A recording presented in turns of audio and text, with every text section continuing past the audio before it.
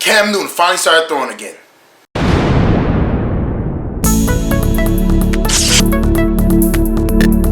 Subscribe to my channel and hit the bell icon so you never miss any video from my channel. Yo!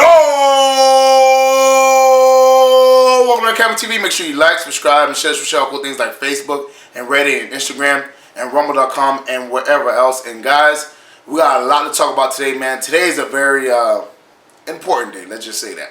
One, you know what I'm saying, my dog Cam Newton started throwing again, so we definitely got to talk about that.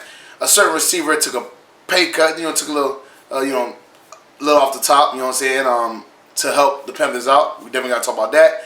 And a certain player is visiting the Panthers today, and we're hoping he doesn't leave Charlotte without a contract. So we got a lot to talk about today, guys, so let's get started. So it was reported late last night, around like 7, 8 o'clock, you know what I'm saying, that Cam Newton started throwing the football again.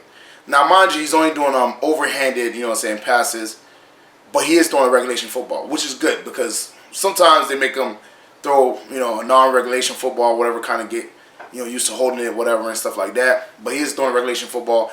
He is throwing the OTAs, which is a very positive sign. So he definitely will probably be ready by training camp unless there's a setback. Hopefully not.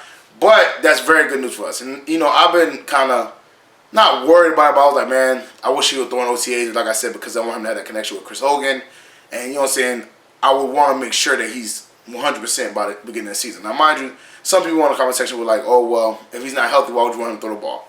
It's not that if he's not healthy, don't throw the ball. Obviously, if he couldn't go at all, don't throw it. I'm not trying to rush him at all, but I felt like it'll be better prognosis for us in training camp and in the regular season if he did start throwing the ball already, you know what I'm saying? And they said usually, or before the season, they said that he had a high chance of throwing the ball in OTAs. So he's already throwing the ball now, which, you know what I'm saying, is a very good thing. You know what I'm saying? We got this last day of OTAs for this week.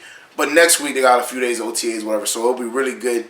He'll have some days of OTAs, whatever. I'm pretty sure. I'm just guessing this. But, I have no inside information. But knowing him and knowing most quarterbacks, he's probably going to have a little training camp of his own, whatever. You know what I'm saying? Throwing the ball with the receivers. Maybe Christian McCaffrey be there. Maybe Greg Olsen. Stuff like that. You know what I'm saying? Just to get timing right and build camaraderie. That's what usually quarterbacks do. So I expect that to happen. You know what I'm saying? I expect him to build that camaraderie. And I expect him to, be able to work out his shoulder a little bit more. Obviously, he can't overexert himself because, like I said, he's just getting back. But it's a very positive sign that he's already throwing the football. And it's a regulation football, not one of them Nerf balls that they usually be throwing. So that's a really good sign. I can't wait for Cam Newton to come back. And like I said, the main point in this whole season is going to be the O-line. Keeping Cam Newton protected and giving us running names for Christian McCaffrey and Jordan Scarlett, Elijah Holyfield, and Cameron Artis-Payne, whoever is going to be running the ball. But that's what matters. The O-line, if the O-line stays consistent, stays good, and keeps Cam upright, I think we'll have a very good season. And in other news, a certain receiver, namely Torrey Smith, took a pay cut, man. He took a $2 million pay cut. It was reported yesterday too, whatever. And basically, he took the $2 million because what's coming up, you know what I'm saying? I expected that from Torrey Smith, like I said, because, he was on a 1-year contract, $5 million. We wasn't even sure if he was going to make the roster or stay on, or, you don't know how that's going to play out. Because, like I said, it's a 1-year deal, and they could cut him at any point. So, instead of being cut, they said, hey, can you take a pay cut for us?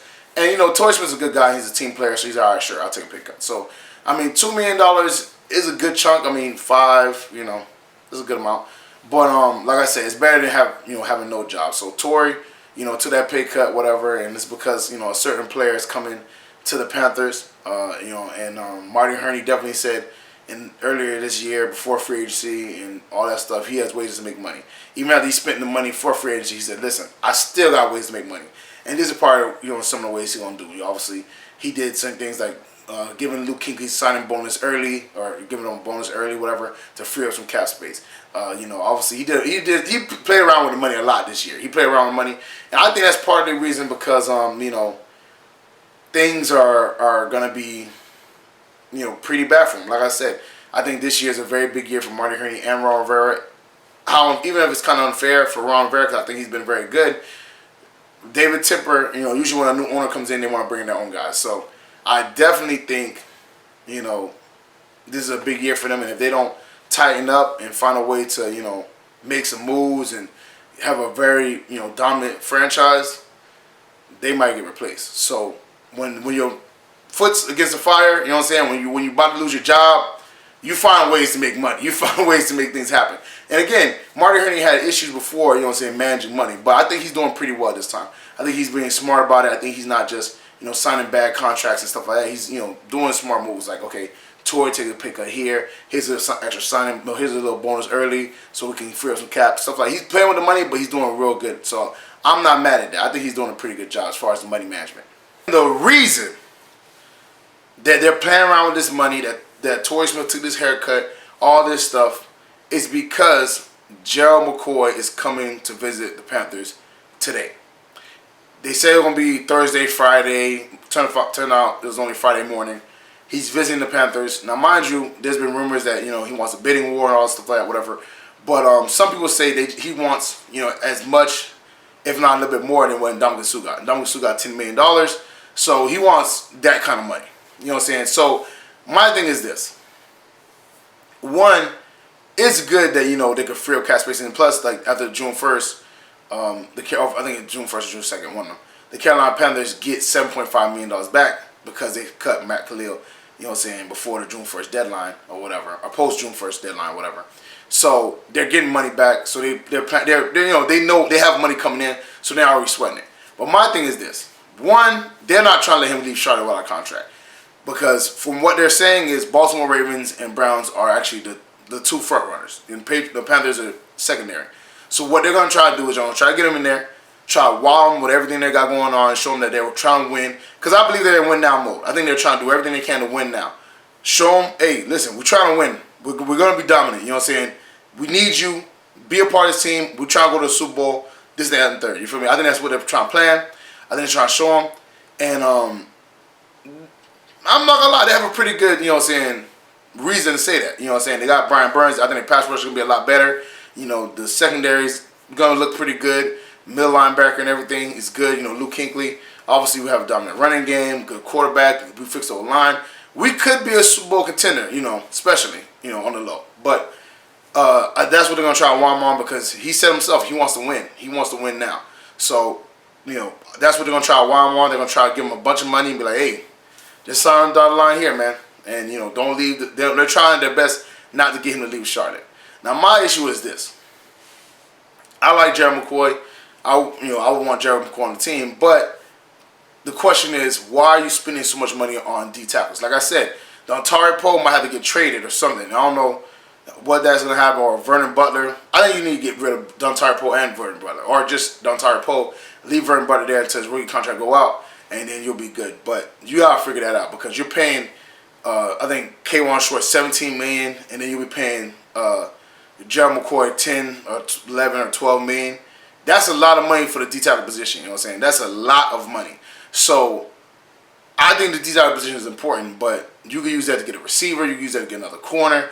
You can use that to get, a plethora of other positions that we also need. So for me, I like Gerald McCoy, but I'm trying to figure out how important is this D tackle position. Yes, you don't want quarterbacks to step up in the pocket, but do you really want to divulge that amount of money on, let's say, $27 million or better, on that position alone? So it's going to be kind of crazy. Like I said, Torrey has to get traded or something. We got to figure out how to get him off the books. If we get Gerald McCoy, we have to get him off the books. You know what I'm saying? Because that's way too much money you spend on D tackles.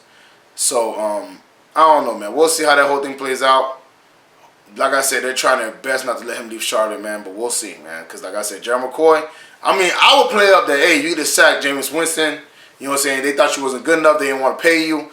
Show them that you're good enough. You know what I'm saying? Every time we play them, touch this guy. Touch him often. You know what I'm saying? So that's how I would play it. You know what I'm saying? I'll play it. I'll be like, listen, I'm paying you all the money you want. Hey, might well sign on down the line. But we'll see how it goes. Maybe he wants to be a Raven. Maybe he wants to be a Brown. We'll see. Well, that's it for me, guys. Make sure you like, subscribe, and share some cool things like Facebook and Reddit and Instagram and Rumble.com and wherever else. And guys, in the comment section, man, how you feel about Cam Newton throwing the football finally? Is that a good thing, bad thing? You know what I'm saying? Do you think they're rushing him back? Let me know in the comment section. How do you feel about Torrey Smith? I ain't gonna lie, I would probably have cut Torrey Smith. I don't think he's gonna be that big of a contributor, me personally. But he is a great, character guy. He's a great, role model for younger players. So I do understand. You know what I'm saying? Plus, he ain't mind taking a pay cut, so I ain't too mad at that. But I'm just saying that's $3 million that I feel like is being wasted because Torrey Smith is not going to be a good player, in my opinion. That's just me.